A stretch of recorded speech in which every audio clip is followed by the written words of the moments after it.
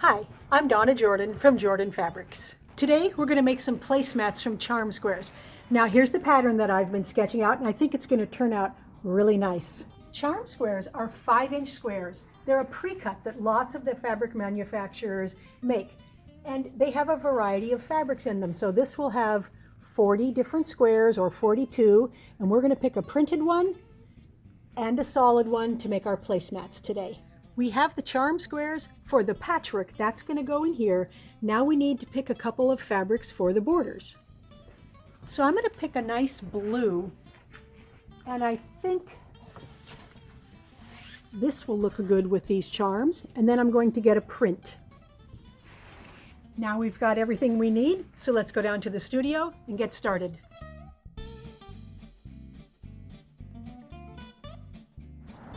Now I've never made this pattern before. I've made a similar block, but I just can't wait to see what it's going to look like in a placemat. So the first thing we're going to do, we're going to open this up and we're going to separate the darker ones from the lighter ones, because I'm going to use the darker ones in this part of the block. I'm going to be making a set of 4 placemats. So I need 16 of these darker batiks to start my placemats with. Once you have your 16 dark squares picked out, we're going to take 16 of the light background squares, and we are going to use all these to make quarter square triangle blocks. So that means we need to mark the back side of these blocks right along the diagonal. I'm going to use a pencil. You can use a chalk pen, whatever you find is easiest to mark. We just need a light line right across the middle. To make the quarter square triangle units, the first thing we do is we need to make them into half square triangles. So we are going to take one of the darks and we're going to put the light right on top of it, right sides together. Now you'll notice that the top square is a little bit smaller than the other one, and that's because these were cut by different fabric manufacturers. The white one, it's measured from the outside part of the pinked edges, and the one that's on the bottom is measured from the inside part. That's okay that they're different sizes. We're going to square them up afterwards and cut off any excess. I'm going to stitch 1/4 inch away from the line on each side of it. Now my presser foot happens to be 1/4 inch wide. That's very helpful. Most presser foots are 1/4 inch wide, so you might want to check yours, and then you'll know that your sewing will be accurate. Now we're going to cut these in half right along the line that we drew earlier. So I like to lay out a whole bunch of them, and then I can cut them quickly. I'm putting my ruler right on that drawn line. It's pretty faint, so you can't see it very well, but just cut those in half, and now we'll have 2 half square triangles. To iron these open, put the light print down and then peel it open and press along that seam, because these seams tend to want to bow if you just push it with your iron. So just flatten it a little bit, then grab the iron. Now we're going to take 2 of the squares, 2 that are different colors, and we are going to stack them up with the light on the dark and the dark on the light, and we're going to draw another line across the diagonal going the opposite direction from that seam we did the first time. Now we're going to use the same procedure. We're going to stitch on both sides of this drawn line, but we want to make sure that this center seam is matched up. So I can feel that those seams are nesting, and I'm going to just stitch down one side and back up the other.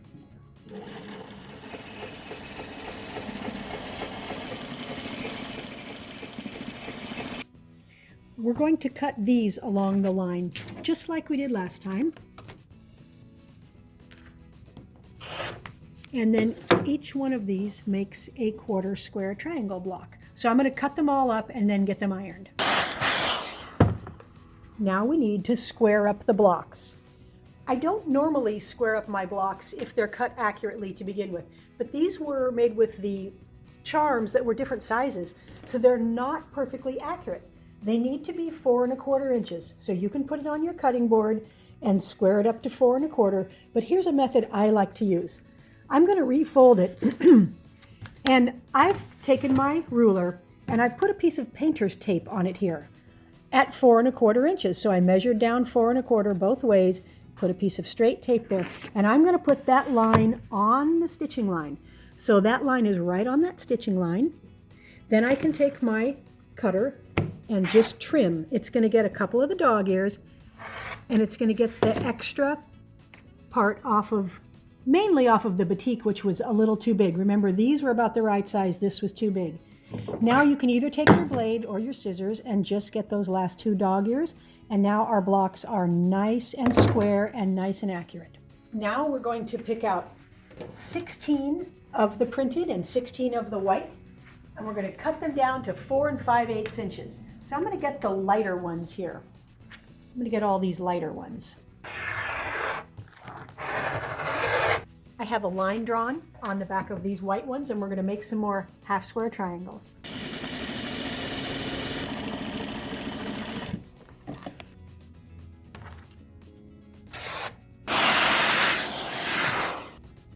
Half square triangles are done. Last step is to take the 8 remaining squares here and cut them down to 4 1/4 inches. Now I have all the parts I need to build my block. Everything is 4 1/4 inches, and we are going to put one of these guys in the middle, and then 4 of these are going to go around it. We're going to put the light up next to the dark there. And I'm not going to be too picky about what goes where. You can always switch them around. And then we're going to take 4 of these guys and put them in the corners.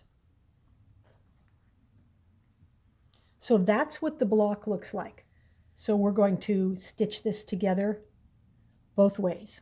I'm going to flip this center row over on top of the far row and stitch all this and keep them together. Now, we've got some of our seam allowances nesting up here, so that makes it real easy to match right there. See, they're facing different ways. So stitch this using a 1/4 inch seam and leave it on the machine. Now grab the next pair, move it straight over without spinning it around. Stitch that down. Now we're going to open this up, and we're just going to add these pieces. So this one's going to go on here. I'm flipping it over, not spinning it, stitching it right on. Now I'm going to finger press the seams. So I always try to finger press the way the seams want to go. So for this middle one here, I'm going to want to press towards the center because there's 2 seam allowances here that are bulky. So we're going to go towards the center here. And that means, since these should go the opposite way, these are going to go towards the outside. And the bottom row toward the outside. Now we can sew our rows together. So there's the first block. I'm going to press these seams towards the center, get it all ironed up, and finish the rest of the blocks. The blocks are done and ironed up nice and flat. Now we need to cut some borders so that we can make these blocks placemat shaped. So we're going to use this more solid glue on an inside border. It's just going to go on the 2 sides of the placemats. So I need 3 strips cut at 2 1/2 inches wide. Now I need to subcut these to 11 3/4 inches. So I'm going to open them all up and stack them so I can cut all 3 layers at the same time. For the outside border, we need 8 pieces at 2 1/2 inches. This border is going to go all the way around the placemat. These all get subcut to 15 3/4 inches. Now the borders are all cut to size, so they stitch on really fast. We're just going to put the solid blues on the sides, then we're going to go all the way around with the print. So these should fit exactly on here. If your patchwork stitching came out a little bit too small, your border may come out too long. And that's okay, you can always just trim off the extra length.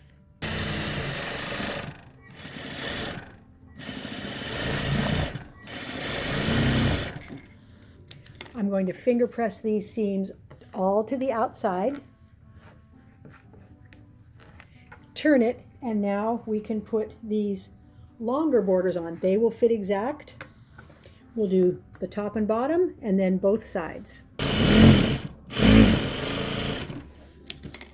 The placemat top is all done now. I'm going to press it up, and then I'm going to go ahead and finish the placemat. I'm going to use the flip method. For 4 placemat backs, you need a yard of fabric, and I just cut it in quarters. So here's 1/4 right here.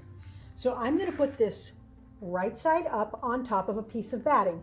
And this is just scrap batting that I have left over from a quilt. You can use quilter's fleece. I like this Hobbs batting. This is 80-20, 80% cotton, 20% polyester, and it works really well for quilts and for placemats. So this is right side up. The placemat top now is going right side down, and we're going to stick a couple pins in and take it to the machine. Now we're going to stitch around a 1/4 inch in from this edge, back tack at the beginning, and pivot at the corners. We're coming to the end, and we want to leave a 4 or 5 inch opening, enough so that you can get your hand in there, and then back tack. Now we're going to trim off the excess backing and batting. So I'm just trimming these bottom 2 layers so they're even with that cut edge. Do all 4 sides, and then we're going to trim a little bit off of the corners. Let me show you. Once you get these all trimmed off, you want to take off most of the excess here so you don't have too much bulk in that corner when you turn it right side out. Now we're going to turn the placemat right side out. So reach into the opening, grab it at the far side, and just pull it right side out. It'll be lumpy at first, but then you can put your hand back in there and poke out the corners. I like to poke them and then kind of press it with my fingernails, press it nice and flat. So poke out every corner, and then we'll flatten it out. Now you can press it flat with your hands, flip it over, do the same thing from this side, and we'll take it back to the machine. Now we want to stitch this opening up. There are some products, there's some iron-on products, but basically I'm just going to turn everything in, and I'm going to make a very narrow stitch right close to the edge. So if you pull it from this end, everything tends to get pulled and folded exactly where you want it. So I'm pulling it tight, and I'm just going to stitch right close to the edge.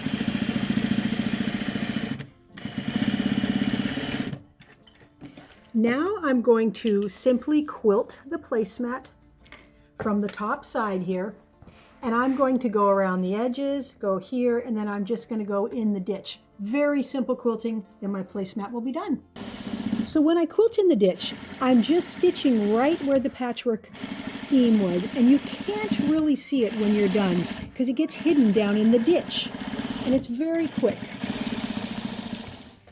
The placemats are all done. All of the patchwork for the blocks came from those 2 sets of charm squares.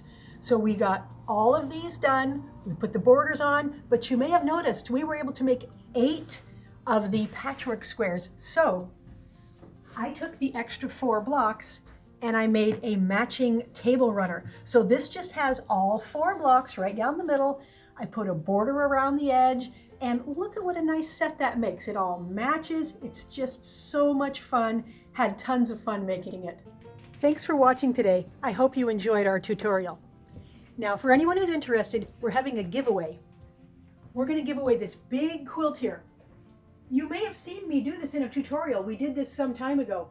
The quilt was really fun to make. I love the quilting on it. Flowers, morning glories, there's some hummingbirds, nice patchwork. So it's very easy to enter. Just click on the link below that says giveaway, and all you have to do is put in your name and email address, and this is open to everyone worldwide. Good luck.